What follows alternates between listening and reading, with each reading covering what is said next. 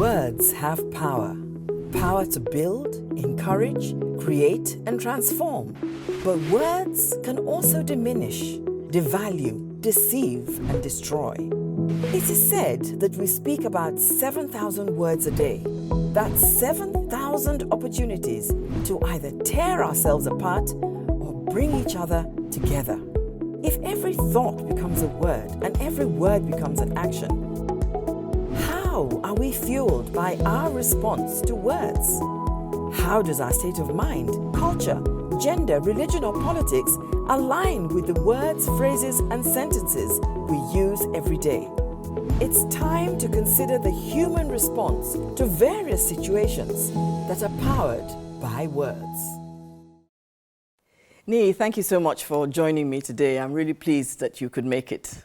I'm starstruck. Oh. Thank you so much for having me, Ma. You know, your interests are so diverse. You know, you touch on so many different areas. And I know that training is one of them. And I know that you have trained a large number of students. And I worry about a situation where students will graduate and unemployment would stare them in the face.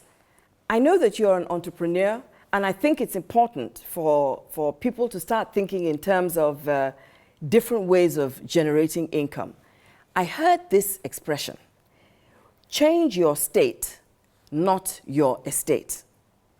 And I thought, as an entrepreneur, maybe you might have a couple of things to say. Well, I think when we hear that, we talk about change your state, talking about your internal psychology and everything. But at the same time, you also need to change your estate. I mean, that talks about your surrounding, the people you fraternize with, the people you relate with. Because basically, we all know that your net worth is always determined by your network. Okay. So even if you change your state and you do not change your estate, the likelihood that the environment will overpower you is there. So sometimes the environment also gives you an opportunity to change your state. So it's not just about changing your state, it's also about changing your estate. So it's a two-way thing, and the both can help each other. Well, in a situation where your estate is upside down, all hell has broken loose all around you, and you still have to stay calm somehow. Your state, or shall I say your state of mind, has to stay calm. How would you advise people? Well, what we always tell people is basically you have control over yourself. You don't have control over your environment. Actually, psychologists came up with 4 basic pillars that you need to embrace for you to change your life. Your thoughts, your feelings, your behaviors, and your environment. So you have those 4. And when you look at those 4 things, you realize that 3 of them talks about within your control, internal control. I mean, your thoughts, your feelings, and your behaviors are things that you can control. Your environment, you may not be able to control it immediately. So most of the time, the reason why people get disempowered is because they focus more on their environment. And the environment, it's there, you can control it. So if you can take control of your thoughts, which is the starting point, your thought actually affects the way you feel. The way you feel affects your behaviors. And eventually, within the space of time, those behaviors begin to change your environment, because there's the way people begin to see you. This guy is different, this lady is different, because you've changed your thinking. And then how do you change your thinking? By changing the things that you absorb, the information that you get. You have 5 senses, and the 2 most powerful senses are your hearing and your seeing, what you see and what you hear. So if you can control those 2 immediately, what that does for you is to be able to control your thinking. And once your thinking changes, it changes the way you feel, because there's something called the aura. The way you feel affects your aura, affects your magnetic field, affects the people that you attract towards you.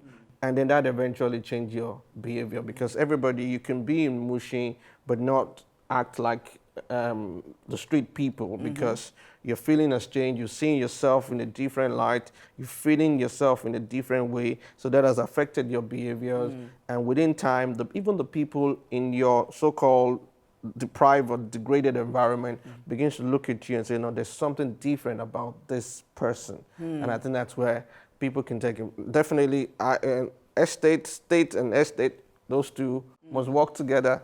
But if your estate is not there, is not empowering, then you have to take care of your thoughts. And then we also advise people to do this, that look, I may not be able to control my world, but I can control my continent. Now, if I can't control my continent, I can control my country. If I can't control my country, I can control my state. If I can't control my state, I can control my local government. If I can't control my local government, I can control my constituency. If I can't control that, I can control my street. If I can't control my street, I can control my building. If I can't control my building, I can control my flat. If I can't control my flat, I can control my room. If I can't control my room, I can control my bed space.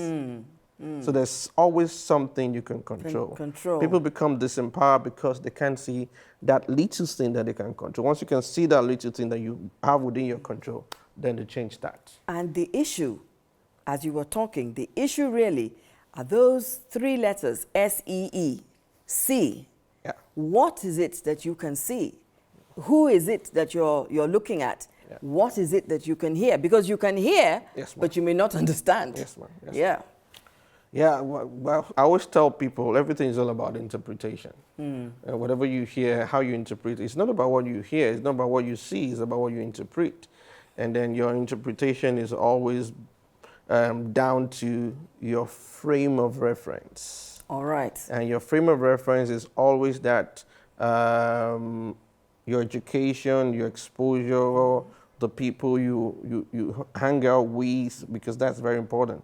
You know, elders like you have told us that show me your friends and I will tell you who you are. Wow. And they say, you know, count to 7 and you win. And count to 7 is you just list out 7 people that you listen to on a daily basis. Then we will be able to predict your future. When we talk about problem-solving skills, how would problem-solving skills fit into the way you look at your state and the way you look at your estate? Well, problem-solving skills start from your interpretation because we can be saying the same thing but have different interpretation to it. Just like the story we heard so many times, some people who went to, is it India, and they went to now China, and then, you know, they were going to sell shoes. So they were going to market shoes, and 2 of them came back with different reports. Somebody said, you know what, they don't even wear shoes there. So don't let them even bother. Right. And the other person came back and said, you know what, nobody has even sold shoes to these people. So if we take all our shoes there, we'll get a whole lot sold. So Yes. you can see the same situation, but different interpretation, which is more about what you see. And then more for me, it's more about the kind of exposure that you have. And then the kind of people that you've been talking to. And that's why the estate for me, it's very critical, because if you say you just your state, after a while, the environment can overwhelm you. The culture and the environment can overwhelm you. Right. So even when you're in a state, good state, in the wrongest state, what you need to do is to pull yourself out and make sure that you fraternize with people who are in a good estate. And then that also helps with the problem solving. Because problem solving, if you do not see it, there's no solution. You must see it, you must think it before you can prefer. So probably we can say that in such a situation, perhaps to change your estate means that you actually have to relocate.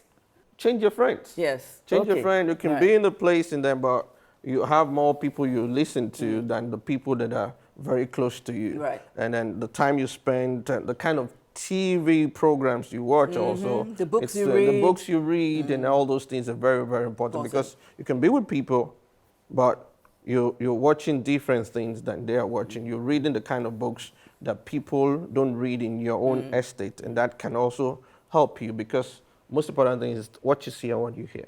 Right, and I think that's a beautiful way to end this particular conversation, that the most important thing is what we see and what we hear.